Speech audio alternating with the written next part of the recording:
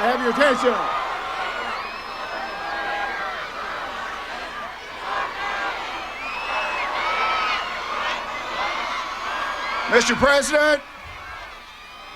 Mr. President, welcome to Western Kentucky.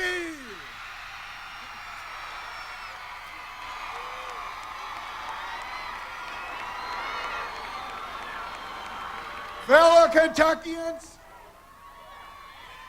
conservative Democrats, loyal Republicans, supportive independents, a great American, Major Dad Gerald McRaney. Thank you. Thank you.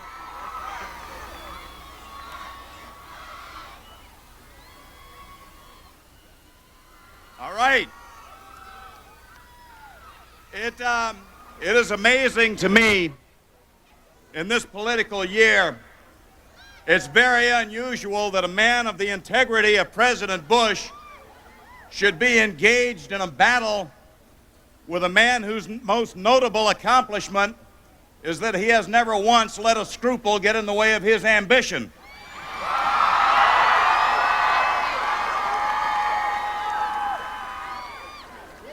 I watched a special on PBS over the weekend, and some people who had used to work with Governor Clinton down in Arkansas were saying some very nice things about him. One man said that the governor didn't mean to be mendacious, he just couldn't tell somebody no to their face. Well, Governor Clinton should know that telling somebody no is likely to be the easiest thing a president of the United States will ever do.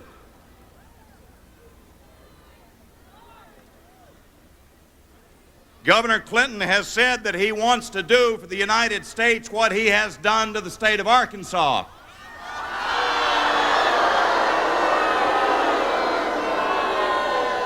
Well, I can see that you're in agreement with me. I don't take well to threats of that nature.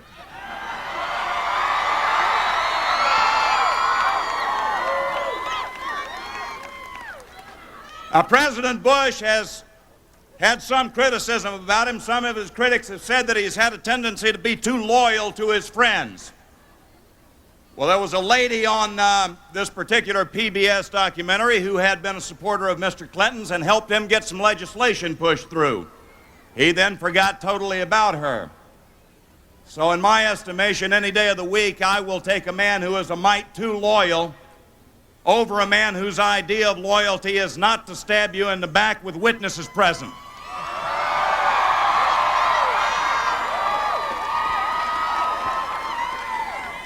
If you want done for this country what has been done for Arkansas, if you want to be the lowest of the low, if you want to see this country's economic recovery go backward into a dead retreat, then Bill Clinton is your man.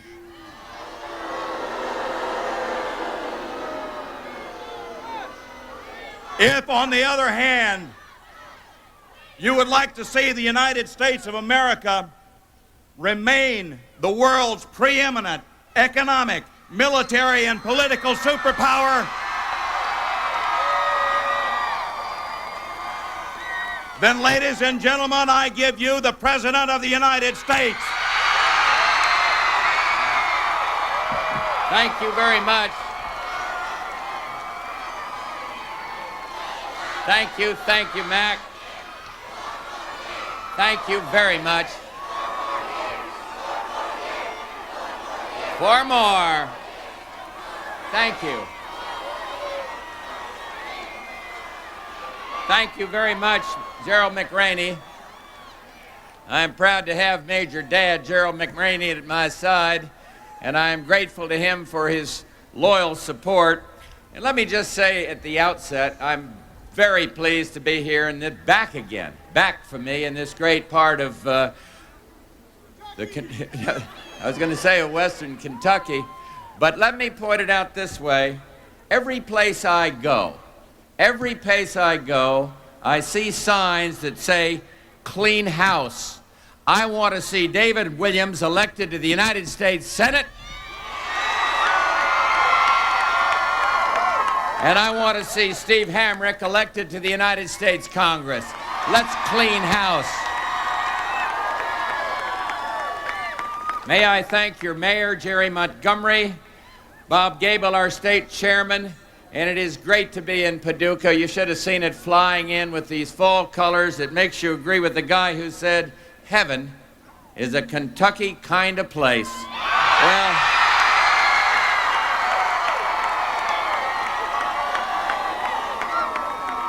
here we come down to the wire with 7 days to go. It's like a close race at Bluegrass Downs, and we're closing the gap. And in 7 days, we are pulling ahead at the finish line to win this election.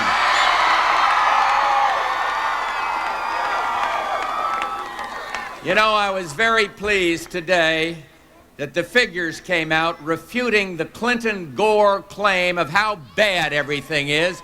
The figures came out for growth in the third quarter, and the economy of the United States led Europe, led Canada, led Japan, and we grew at 2.7%. 2.7%, and all you get from Clinton and Gore is bad news. That is good growth, and we're going to do even better.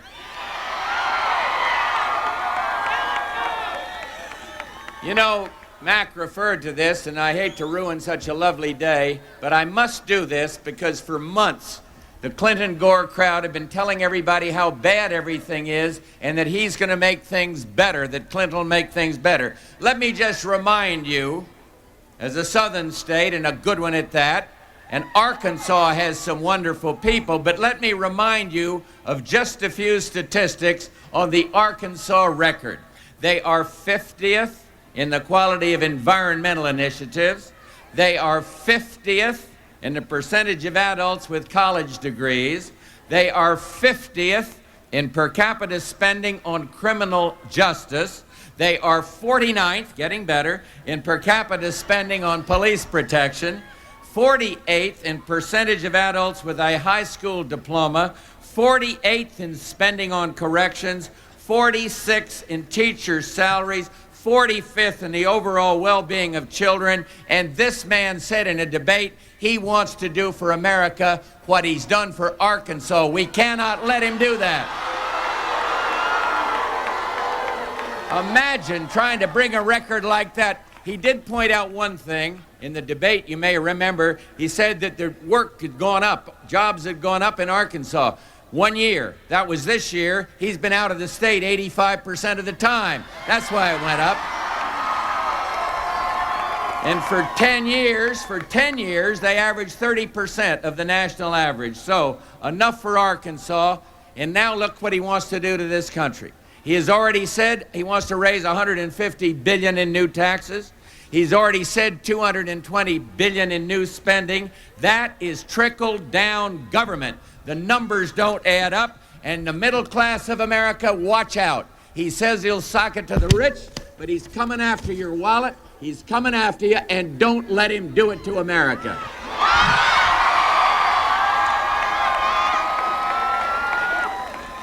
He talks about change. We changed inflation. It's changed when you had a Democrat in the White House and Democrat Congress. You had inflation at 15%. You had interest rates at 21.5%. And he wants change. That's what he'll bring us, and we're not going to let him do it.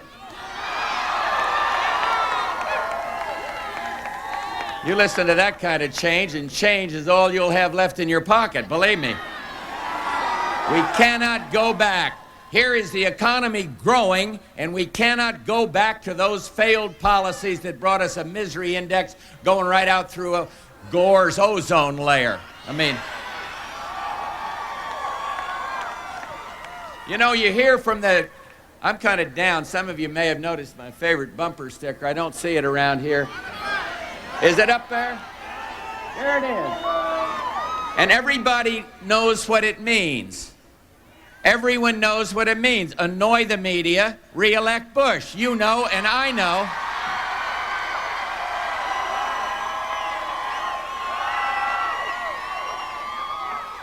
And inasmuch as we've got some wonderful people traveling with us, let me say, don't take it out on the photographers. Don't take it out on these guys with the cameras and the boom mics. They're all good folks. Take it out on those talking heads in the national press that come on and tell us everything that's bad about America. Harry Truman had it right. Talked about 50 reporters who were talking the same thing about gloom and doom. He said they couldn't know enough to pound sand in a rat hole. That's true. And we are going to win the election in spite of these mournful polls. And here is why. Employment is at 93% in this country. Inflation is down only 2.5%, 3%. Home mortgage rates, as I mentioned to you, interest rates were 21.5%. Now they're down around 8%. The gross domestic figures today, 2.7%. We have grown for 6 straight quarters. And all you hear is gloom and doom from Clinton and Gore. We're moving and we're going to lead the world to recovery.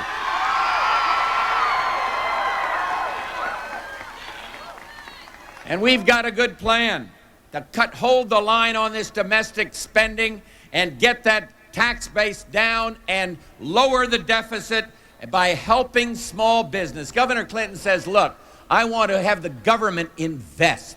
The government never made a sound investment in its life. The investment is small business, and that's where we want it to be.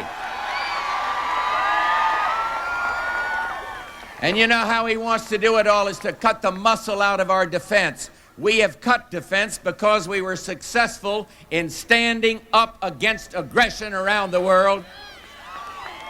And we must not cut into the muscle of defense. You throw millions of people out of work needlessly, have an adverse effect on where we've landed at Fort Campbell. Look, the Soviet bear may be dead, but there are wolves out there, and we must keep our eyes open and keep America strong.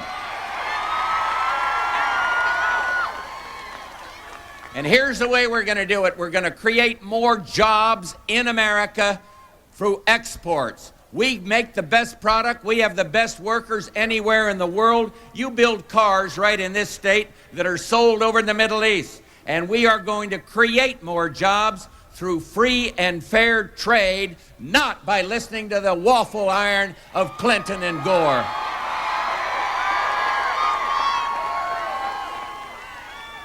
Small business creates 2/3 of the new jobs, and they need relief from taxation. They need relief from regulation, and yes, they need relief from litigation. We are suing each other too much and caring for each other too little.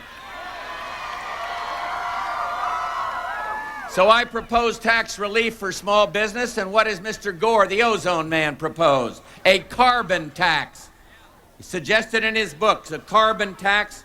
And that's supposed to do something about the environment, but I'll tell you what it'd do to the industry in Kentucky, drive it right into the ground, and we're not going to let them do that. We have a good record on the environment, a good sound record, but you do not have to go to the extreme and throw a lot of families out of work to keep the Sierra Club happy. I mentioned legal reform. One thing we've got to do is make it so that these little league coaches aren't afraid to coach, that doctors are no longer afraid to deliver babies, that a person going by the highway is not scared to stop and help his fellow American because of a lawsuit. We sue each other too much, and help me get some congressmen that are willing to put a cap on these outrageous lawsuits.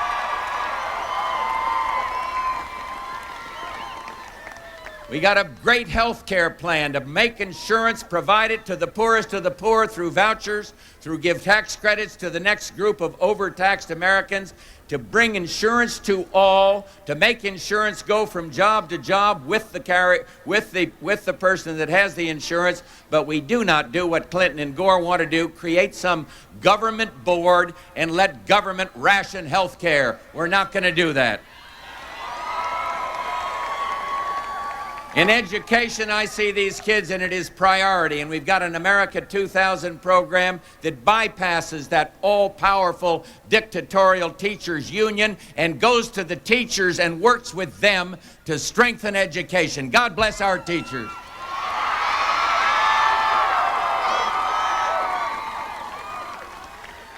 We are working college grants for kids are up under my administration by far. Spending for education is up. And now we've got to go with America 2000 and literally reinvent our public schools. And let's have another idea. Let's give the parents the right to choose and help them do it. Public, private, or religious schools. You know, every place I go, we're helped by police officers, and let me be very clear. I don't think we need anybody on the Supreme Court that is going to go on there like Governor Cuomo, one suggested by Mr. Clinton. We need people on there that will interpret the Constitution, not legislate, and those who will have a little more sympathy for the victims of crime and a little less for the criminal elements.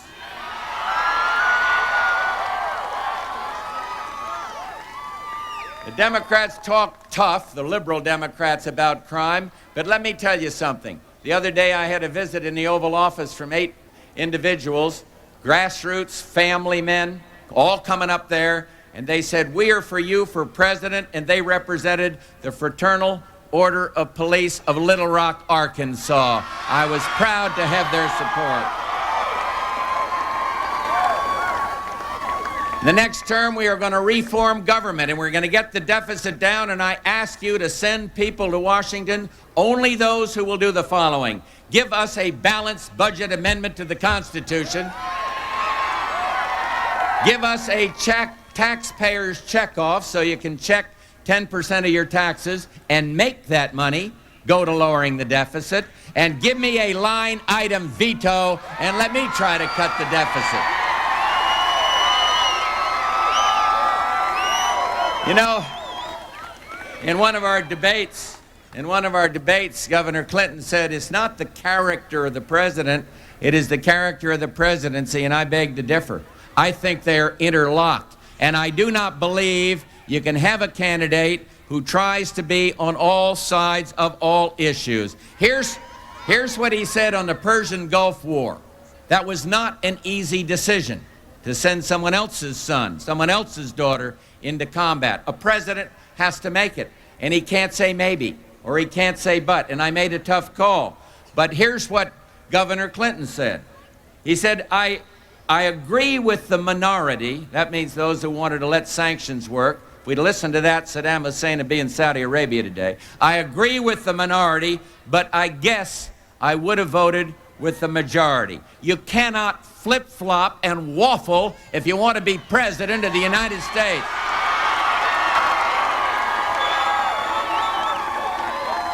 He says one thing about right-to-work laws and the right-to-work states, and then goes up to the powerful union bosses and said he's against that. He says, well, maybe I'll be for term limits, which I support, and then he says he's against term limits. You cannot flip-flop. You cannot do this. It'd be like him judging the Hatfield and McCoy feud.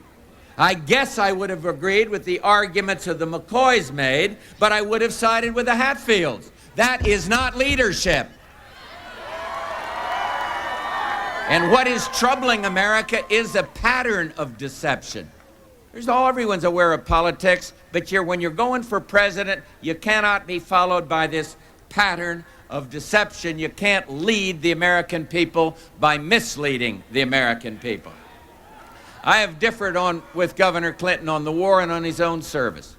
And my position is clear, and some people differed with me on the Vietnam War, but I'll tell you the thing I do not understand.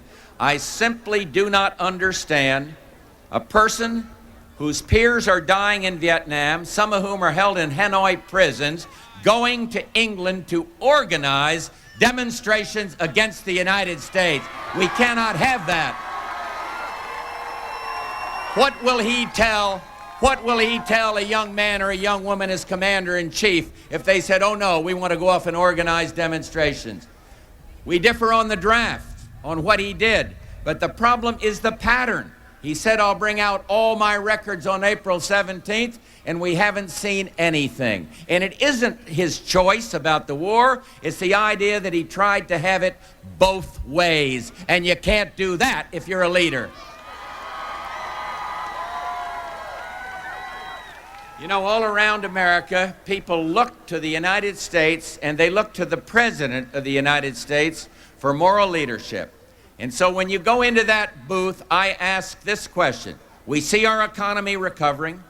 We know people are hurting, but you ask the question, who do you trust and who has the character to lead this great country?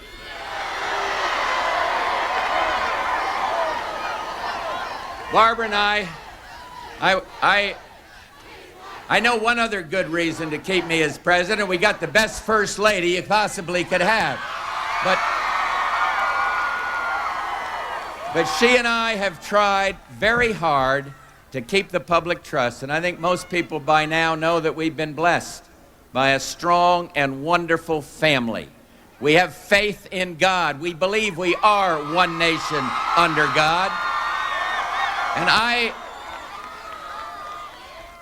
And now it's not a question of needing to be president of the United States. It is a question that we have literally changed the world. These kids go to bed at night without that same fear of nuclear war that their mother and dad had. And now what I want to do is bring that same leadership and lift these kids up, convince them that the opportunity is bright, execute our program, the agenda for America's renewal, increase our exports. And let me end this way. Clinton and Gore say we're a nation in decline. They say we're south of Germany and a little better than Sri Lanka. Let me tell you something, they ought to open their eyes. We are the most respected nation in the whole world. We are the leader of the world. And I ask for your support. I ask for your vote to lead us to new prosperity for every American young person here today. Thank you. Thank you, and God bless you. And what a spectacular rally. What a wonderful, wonderful turnout in Western Kentucky. This is superb. Thank you.